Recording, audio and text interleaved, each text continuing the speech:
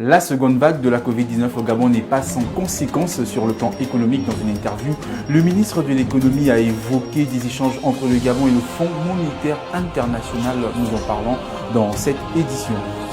Leadership féminin pour un futur égalitaire dans le monde de la Covid-19. C'était le thème retenu pour la journée internationale des droits de la femme. À cette occasion, la Fondation Sylvia Bongo Ondimba a sensibilisé des lycéens du Grand Libreville sur l'usage des réseaux sociaux.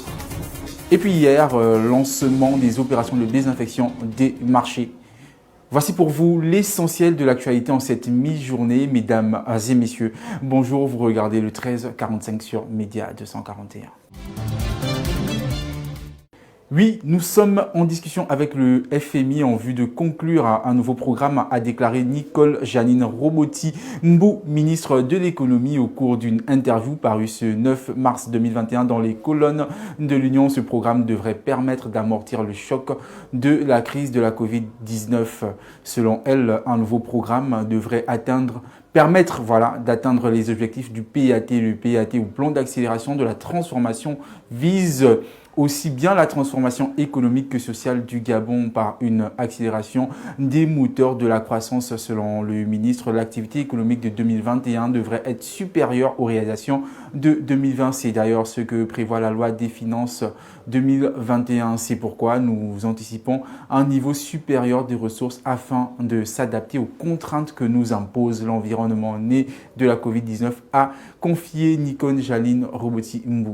Le 8 mars de chaque année marque à l'échelle internationale la journée des droits de la femme. Pour l'édition 2021, la Fondation Sylvia Bongo Ondimba, FSBO, a organisé son second café égalité sur le thème de génération et utilisation responsable des réseaux sociaux. Un événement qui a vu la participation du ministre délégué à l'éducation nationale, Carméliane Toutoum-Leclerc, d'experts dans le domaine du digital, ainsi que de nombreux lycéens du Grand Libreville. Les locaux de la société d'incubation numérique du Gabon, SING, ont servi de cadre pour ce Café Gabon Égalité. Ce sont au total 20 lycéens venus du lycée de Mikolongo d'Okala, du lycée de Georges Mabignat d'Akébé, du CS d'Alena Kirido Vendo et du lycée Lubin Martial Toutoum Obam de Toum, qui ont été édifiés sur l'usage des réseaux sociaux et des risques, mais aussi des opportunités qui en découlent.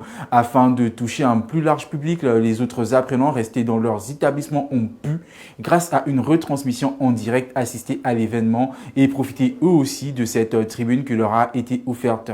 Après la phase d'échange théorique, les élèves ont pu mettre en pratique les conseils donnés au cours d'un atelier pratique en groupe de travail. Cette étape a été suivie d'une restitution de travaux devant un jury composé de représentants de tous les partenaires de ce Café Gabon Égalité. Dans le cadre de la lutte contre la Covid-19, le maire de Libreville va procéder pendant plusieurs semaines à la désinfection des marchés de sa circonscription. Le marché de Montbouet a constitué la première étape de cette opération.